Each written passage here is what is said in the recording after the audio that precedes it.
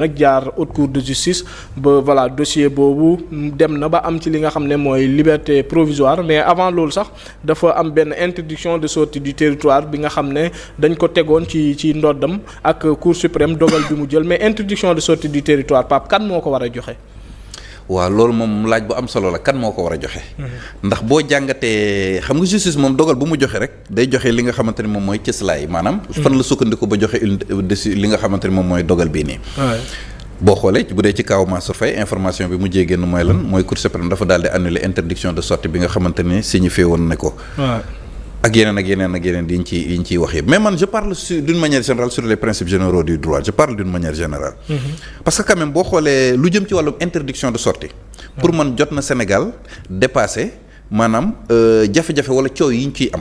parce que boo xoolee depuis l'histoire de la traque des biens mal acquis lañ ci commencé woon am ay jurisprudence donc loolu waroon nañ ci mën a permettre tirer les leçons ba bu ñu ñëwaatee fii yu mel noonu dootu fi poser des problèmes parce que bu ngeen fàttalikoo bu baax a baax il y a eu ay dignitaires du régime de Macky Sall du régime libéral sax laay wax yoo xamante ne terewoon nañ leen ñu gën a réew mi il y a eu des recours yoo xam déposé nañ ko au niveau de la Cour suprême au niveau même de la Cour de justice de la CEDEAO te Cour de justice CEDEAO am na ci bokk na ci ay dogalam en 2019 dogal yoo xam ne daf ko génne woon di wax ne nañu neenal kat li nga xamante ni moom mooy dogal yi nga xamante ni jëloon nañ ko ngir tele leen génn réew mi 2013 tamit amoon na décision boo xamante ne Cour de justice CEDEAO waxoon na ci donc fi mu sukkandiku woon da doon décrire lu ñu tuddee absence de base légale absence de base juridique waaye tamit décrire le fait que les intéressés notifié wuñ la ko woon donc ñooñu pour ñu mënoon a am këyit puisque joxuñu leen ko woon sax këyit boo xam ne mënoon nañu dem def recours fi ñu mënoon a sukkandiku mooy dañ doon dem aéroport ànd ak huissier parce que bés bu ñu leen téye ne leen du ngeen dem huissier bi mën a constater loolu ci waaw ñu mën a sukkandiku si loolu pour def recours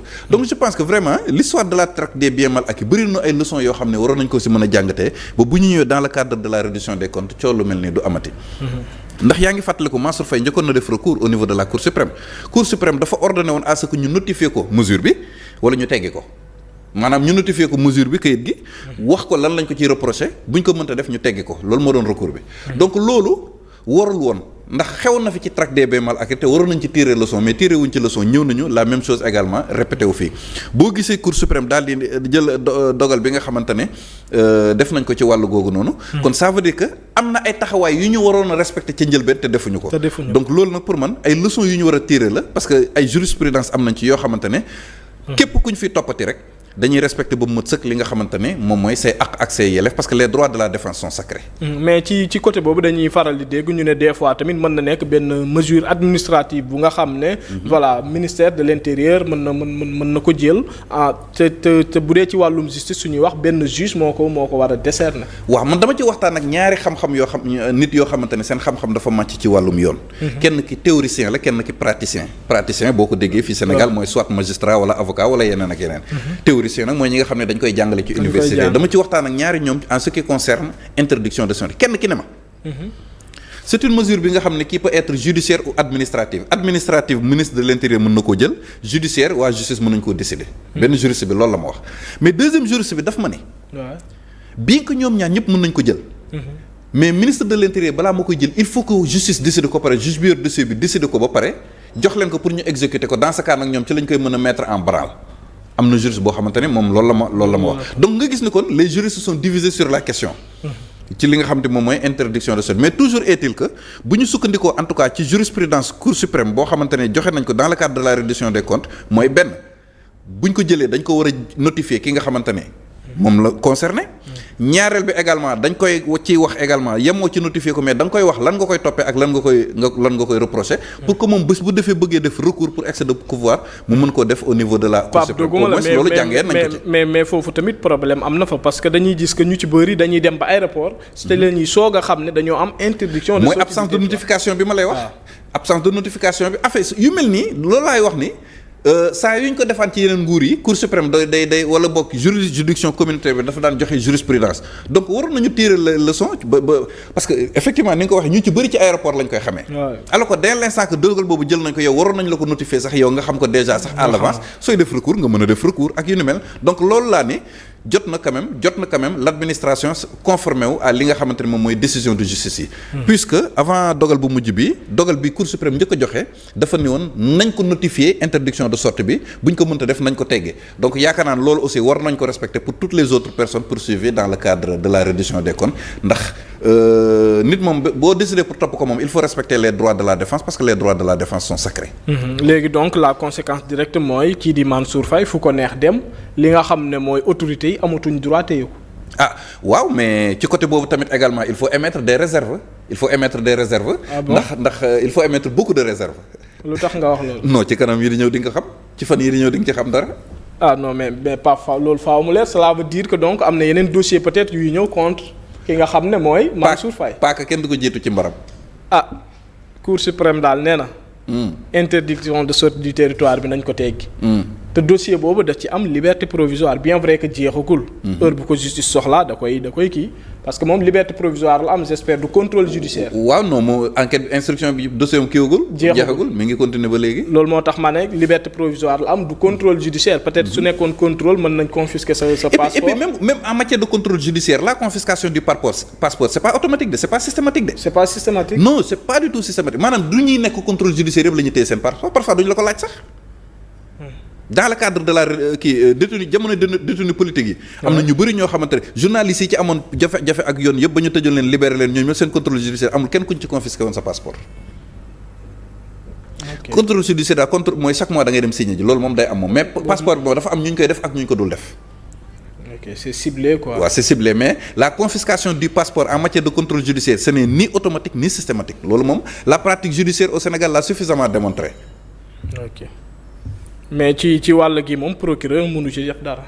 non Cour suprême moom bu xasee déggoo man la Cour suprême statue en dernier ressort bu xasee ba àtte moom loolu jëfe rek. jëfe rek. kon jëfe bi daal mooy Mansour su ko neexee dem France wala Maroc. ah bu amee bu jotee ci kayit gi kañ moom bu ko neexee moom mën naa dem fépp brandre ko fa moom. buñ ko sulli lu bees ci diggante bi. waaw loolu nag mooy wax ci mais tamit décision de justice gis nañ ko tamit Afrique laay wax. beneen bi ci topp tamit mooy. ndax autorité bi ko teree génn. waaw kooku dañ ko jox ab këyit. moo tax mu tere ko génn. su jotaatul beneen këyit bu teggi ndigal loolu même bu Mansour Faye ñëwee aéroport du ko bàyyi mu jàll. est-ce que dégg nga ma. même su Mansour andee kayit boobu. maanaam le commissariat spécial du port de l'aéroport bi ko tere woon génn. xam nga fi ñu sukkandiku mooy dañoo jotoon ab këyit. waay.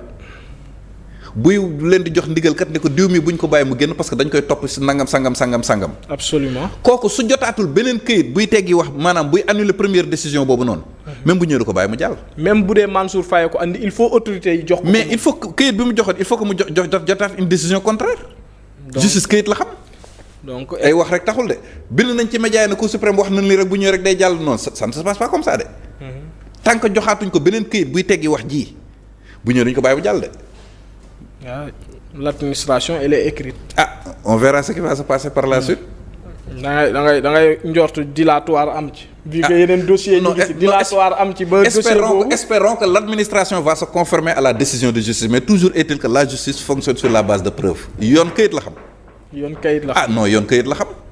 mais yoon nag ak pouvoir politique yi Pape des fois de comprendre gis nañ fi Macky Sall am kuñ décerné joxoon li nga xam ne mooy interdiction de sortie du territoire Macky Sall moo ko yëpp ci avion am génnee ko. waaw boobu de moom xam nga jamono jooju nag moom yaakaar naa ni jamono jooju moom yoon ni mu doon doxee moom. yaakaar naa ni rafet yu bëri na ci ay pratiques yoo xamante ne. wax dëgg yàlla rafetlu wuñ ko woon te ci jamono yooyu lañ ci waroon wax yëpp wax nañ ko ci doon nañ ko dénoncer bu baax a baax ci maanaam mbir yi nga xam ne da doon xew ci justice wala ni mu doon doxee. loolu moom yàgg dañ ko dénoncer ça nous a valu ce que ça nous a valu yooyu moom yaakaar naa ne ci jamono la gouvernance judiciaire sous Macky Sall moom yaakaar naa ne loolu moom fàtte wuñ ko bu baax a baax mi ngi fi les faits sont là les jurisprudences sont là voilà mi ngi noonu loolu moom. yaakaar naa ne Sénégalais yëpp teg nañ ci seen bët.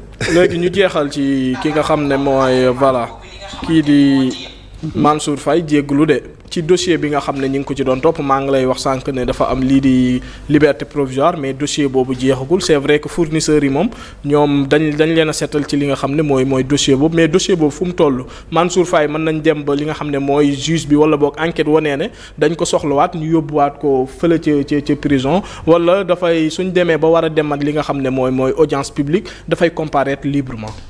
waaw xam nga fi ñu toll nii Mansour Faye c'est un ancien ministre fait yi ñu koy reprocher c'est dans le cadre de l'exercice de ses fonctions ministérielles xam nga kooku il est redevable il est justiciable devant la haute cour de justice parce que moom bul fàtte ne haute cour de justice moom mooy saytu mbiram. waaw ñoom ñoo ko placé woon sous mandat de dépôt ñoom ñoo ko bàyyiwaat. léegi nag bu ñu demee ba à la fin de l'instruction après foofu la ñuy apprécier xool est-ce que day am renvoi en jugement est-ce que day am non-lieu total ou partiel. foofu lay kiiwee maintenant bu fekkente ne non lieu loolu mooy yow seetal nañ la mbir mi tàbbi na géej maintenant bu amee renvoi en jugement nag foofu moom da ngay mën a comparaître. mais fii ak ñu yegg ci loolu li nga xam ne mooy juge bi amul benn pouvoir yóbbuwaat ko prison. ah si ñi ko bàyyi. mën nañ ko pour diverses raisons mën nañ ko delloowaat ci biir de pour diverses raisons mën nañ la delloowaat ci biir. gis nga Seydina Omar dama lay jox benn règle générale lii nag du loi du texte ak yu ni mel de mais. pratique la. waaw. justice lu mu bëgg a def. waaw mën na ko wutal prétexte pour def ko. jurisprudence. non justice lu mu bëgg a def. da koy def mën na ko mën na koo wutal lay. justice lu mu bëgg a def mën na koo wutal lay ba def ko. lu tax nga wax loolu. yoo koy ñaanal yàlla di am jàmm ak ñoom rek luñ bëgg a def mën nañ ko wutal lay. même su nekkul ci texte rien n'est impossible. même su nekkul ci texte. justice su àdduna bi yëpp noonu lay doxee rien n'est impossible en fait problème bi du question existant au nom du texte mais problème mu interprétation laa bëgg a wax. parfois interprétation mooy pour kii day interpréter nii kii interpréter ne exemple bi mu la ci jox mooy le règlement numéro 5 de l'UEMOA qui prévoit l'assistance judiciaire am kii. d'un avocat. waaw bi nga xam ne entré na en vigueur depuis le 1er janvier 2015. dans certaines procédures respecté wu ñu woon le règlement numéro 5 juge dañu annuler li nga xam ne moom mooy procédure bi pour vice de forme. Okay. mais dans d'autres procédures les juges n'ont pas jugé nécessaire d'annuler la procédure. léegi ñaari traitement yooyu pour mbir mi naka nga ko mën a qualifier fàttaliku dans l'affaire Thione Seck bi tudd dossier bi njëkkee ñëw en jugement tribunal correctionnel de Dakar ban dogal la jëloon. dafa annulé woon procédure bi pour li nga xam ne non respect loolu nga xam ne moom mooy kiiw CEDEAO bi règlement numéro 5 de CEDEAO bi et pourtant la même jurisprudence n'a pas prévalu dans l'affaire Khalifa Sall parce que Khalifa Sall avocat de la défense soulevé woon nañu exception boobu noonu.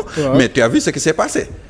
dañoo annuler partiellement la procédure parce que les PV d'audition yi amoon au niveau de la BAG la ñu annulé woon mais on avait maintenu la procédure parce que juge bi dafa estimer woon que la base des poursuites dans l'affaire de la caisse d'avance c'était le rapport de l'IGE bi épinglé woon gestion et caisse d'avance et non kii dans d'autres procédures à Dakar, Thiès et Saint-Louis également am na ci yoo xam ne juge dañu annuler toute la procédure purement et simplement parce que yoon li mu fa wax mooy en matière de nullité moom c'est l'annulation PV d'enquête préliminaire et tous les actes subséquents bépp acte de procédure boo xam ne posé woon nañ ko sur la base du procès verbal d'enquête préliminaire lépp dañ koy kii procédure bu mën fa jaax naax saay donc moo tax man la tout est question d'interprétation donc ñii nii lañ ko interpréter annuler toute la procédure ñii nee lañ ko interpréter bañ a annuler am na ci ñoo xamante ni sax xam nga dans l'affaire Khalifa Sall sax la base des poursuites ñi ngi naan rapport IGE amoon na PV audition aussi mais dans certaines procédures ay PV kese moom mooy li nga xam ne moom mooy base procédure bi mais am na ay procédures yoo xamante ne annulé wuñ toute la procédure donc tout est question d'interprétation loi moom boo ko interpréter nu la neex moom loo bëgg a def da nga koy def